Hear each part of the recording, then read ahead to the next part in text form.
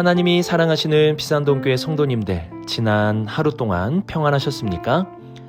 하나님은 우리를 위로해 주시는 분이십니다.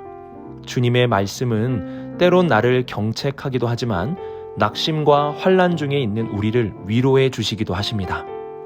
오늘 하나님께서 말씀으로 우리 성도님들을 위로해 주십니다. 그 위로함에 감사함으로 그리고 찬양함으로 나아갈 수 있는 복된 하루가 되시길 바랍니다. 기도하겠습니다.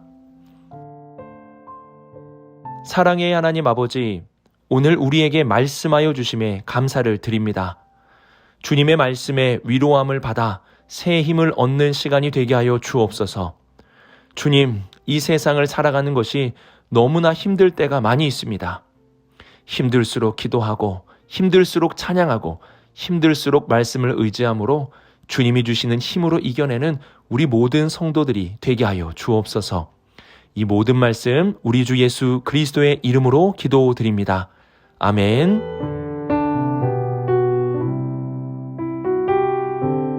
오늘 우리에게 주시는 하나님의 말씀은 이사야 25장 1절에서 12절까지 말씀입니다. 하나님의 말씀을 함께 읽겠습니다. 여호와여, 주는 나의 하나님이시라.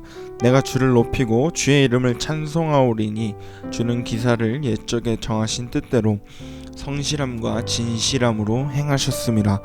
주께서 성읍을 돌무더기로 만드시며 견고한 성읍을 황폐하게 하시며 외인의 궁성을 성읍이 되지 못하게 하사 영원히 건설되지 못하게 하셨으므로 강한 민족이 주를 영화롭게 하며 포악한 나라들의 성읍이 주를 경외하리이다. 주는 포악한 자의 기세가 성벽을 치는 폭풍과 같을 때에 빈궁한 자의 요새이시며 환난당한 가난한 자의 요새이시며 폭풍 중에 피난처시며 폭양을 피하는 그늘이 되셨사오니 마른 땅에 폭양을 제함같이 주께서 이방인의 소란을 그치게 하시며 폭양을 구름으로 가림같이 포악한 자의 노래를 낮추시리이다. 만군의 여호와께서 이 산에서 만민을 위하여 기름진 것과 오래 저장하였던 포도주로 연회를 베푸시리니 곧 골수가 가득한 기름진 것과 오래 저장하였던 맑은 포도주로 하실 것이며 또 이 산에서 모든 민족의 얼굴을 가린 가리개와 열방 위에 덮인 덮개를 제하시며 사망을 영원히 멸하실 것이라. 주 여호와께서 모든 얼굴에서 눈물을 씻기시며 자기 백성의 수치를 온 천하에서 제하시리라. 여호와께서 이같이 말씀하셨느니라. 그날에 말하기를 이는 우리의 하나님이시라.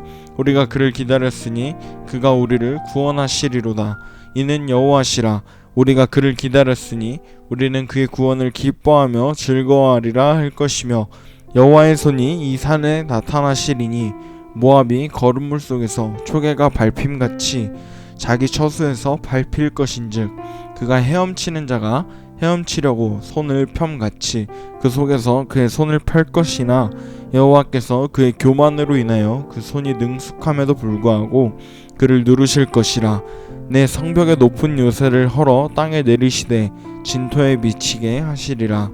아멘.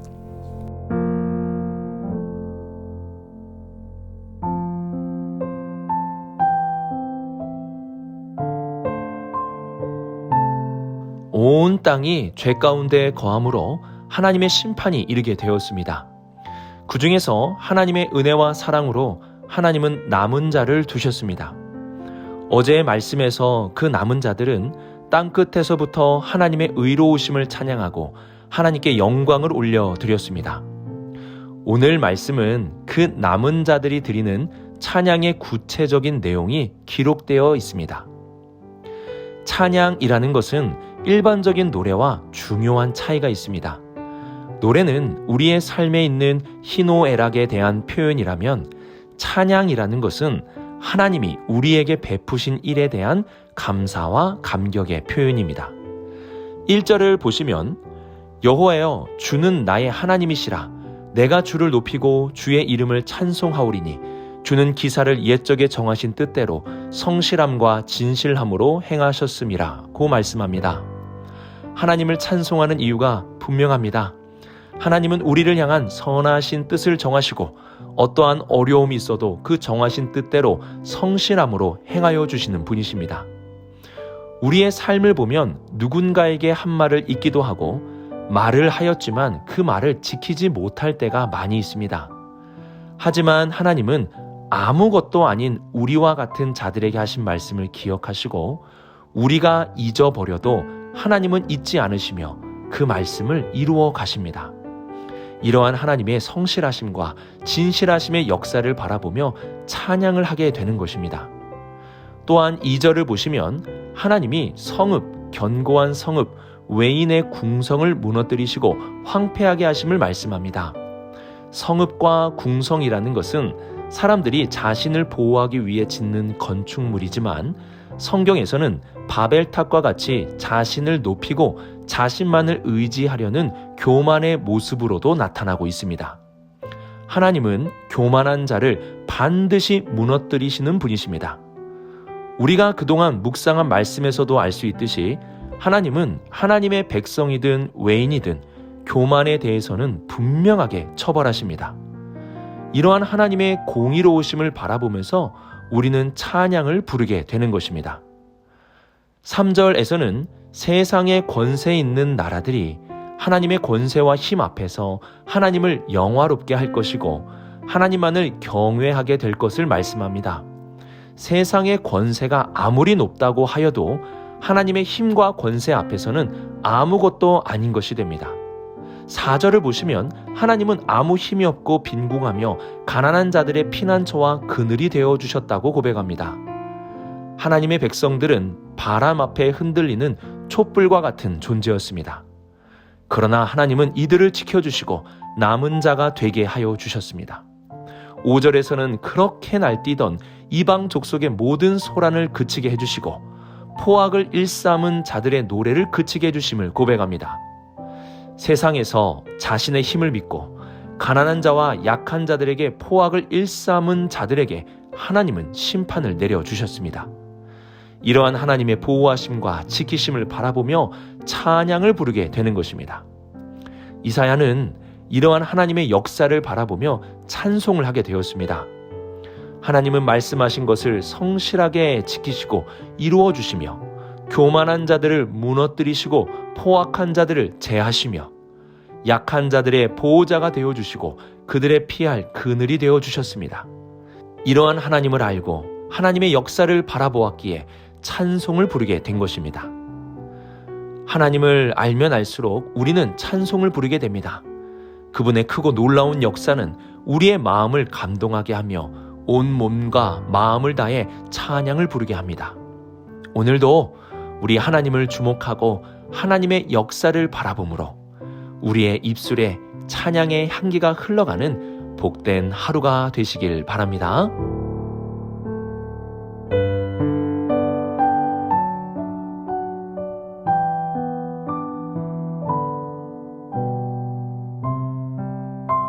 이사야서 12장을 보면 하나님을 향한 감사와 찬양에 대해서 기록을 하고 있습니다. 그 찬양을 보면 시작은 개인으로 찬양을 부르지만 뒤로 갈수록 그 찬양은 공동체적인 찬양으로 바뀌어감을 보여줍니다. 오늘 25장의 찬양도 그러합니다. 1절을 보시면 여호와여 주는 나의 하나님이시라고 고백하면서 개인적인 찬양으로 시작을 합니다.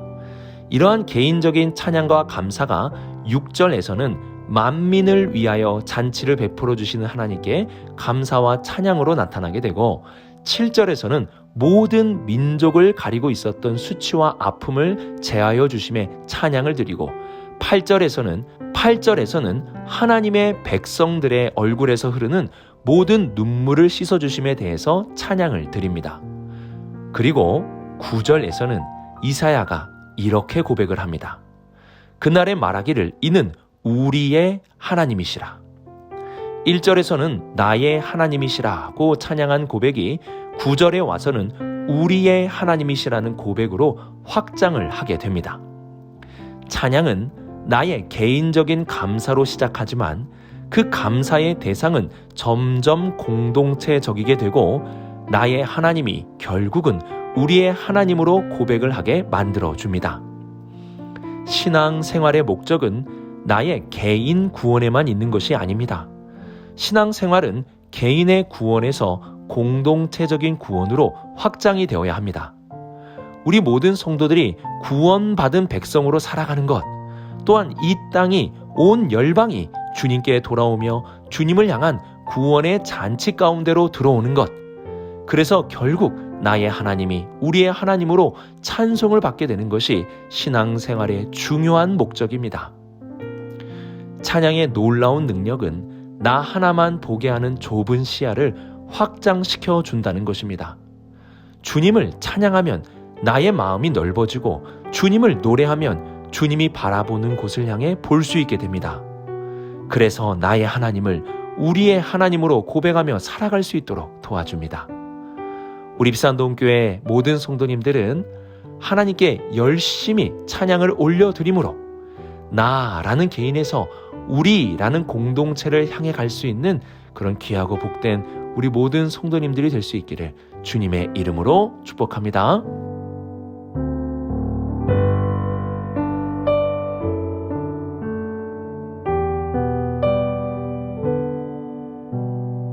(8절은) 구약에서 몇 안 되는 죽음의 권세를 멸하여 주신다는 소중한 말씀입니다. 죽음이라는 것은 결국 모든 것을 끝내는 두려운 것입니다.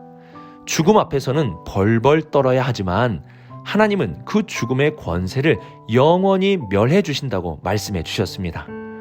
그래서 죽음 가운데 슬퍼하는 하나님의 백성을 그냥 두지 않으시고 하나님은 그들의 눈물을 씻어 주십니다. 또한 8절 중반절에서는 하나님의 백성을 자기 백성이라고 말씀하시며 그들 안에 있는 수치를 다 씻어주시고 제하여 주시리라고 말씀해 주십니다. 이처럼 하나님은 죽음과 수치 아래에 있는 우리의 눈물을 닦아주시며 위로해 주시는 분이십니다. 어머니가 자식을 위로함 같이 하나님도 우리를 위로해 주십니다. 고린도후서 1장 4절에서는 이렇게 고백합니다. 우리의 모든 환난 중에서 우리를 위로하사 우리로 하여금 하나님께 받는 위로로서 모든 환난 중에 있는 자들을 능히 위로하게 하시는 이시로다. 하나님은 환난 중에 있는 자들을 능히 위로해 주십니다. 우리는 환난 중에 있을 때 우리의 위로의 하나님 앞에 나아갈 수 있어야 합니다. 울어도 하나님 앞에서 울어야 위로함을 받을 수 있습니다. 고린도후서 7장 6절에서는 하나님을 낙심한 자들을 위로하시는 분이라고 고백합니다. 이 세상을 살아가면서 낙심할 때가 참 많이 있습니다. 스스로 좌절하고 포기하고 싶을 때도 생깁니다. 그럴 때에 낙심한 자를 위로하시는 하나님께 나아갈 수 있어야 합니다. 그분은 우리를 위로하심으로 낙심 가운데 다시 일어설 힘을 주시는 분이십니다. 우리가 하나님께 찬양을 부르는 또 하나의 이유는 그분의 위로하심이 너무나 크기 때문입니다. 주님의 위로하심으로 지금 내가 이 자리에 있고 주님의 위로하심으로 내가 다시 일어설 수 있게 된 것입니다. 그 위로가 너무 감사하기에 우리가 찬양을 부르는 것입니다. 오늘의 말씀을 묵상하며 우리 오늘 더 많이 찬양을 부릅시다. 하나님께서 우리에게 베풀어 주신 역사들을 바라보며 찬양으로 응답할 수 있기를 바랍니다. 그리고 찬양을 통해 나의 신앙에서 우리의 신앙으로 나의 구원에서 공동체적인 구원으로 확장이 될 수 있기를 바랍니다. 마지막으로 위로하시는 하나님을 기억하며 슬픈 일이 있을 때 하나님 앞에 우리의 마음을 쏟아낼 수 있기를 바랍니다. 그래서 하나님의 위로하심에 감사하며 하나님께 찬양을 올려드릴 수 있는 우리 모든 성도님들이 되시길 주님의 이름으로 축복합니다. 기도하겠습니다. 사랑이 많으신 하나님 아버지, 하나님께 찬양과 경배와 영광을 올려드립니다. 우리에게 베푸신 크고 놀라운 일들을 바라보며 찬양으로 응답하는 복된 하루가 되게 하여 주옵소서. 우리가 찬양을 부르며 개인의 신앙에서 공동체적인 신앙으로 확장이 되게 하여 주시고 오늘도 우리를 위로해 주시는 하나님의 위로에 감사함으로 나아가는 복된 하루가 되게 하여 주옵소서. 이 모든 말씀 우리 주 예수 그리스도의 이름으로 기도드립니다. 아멘.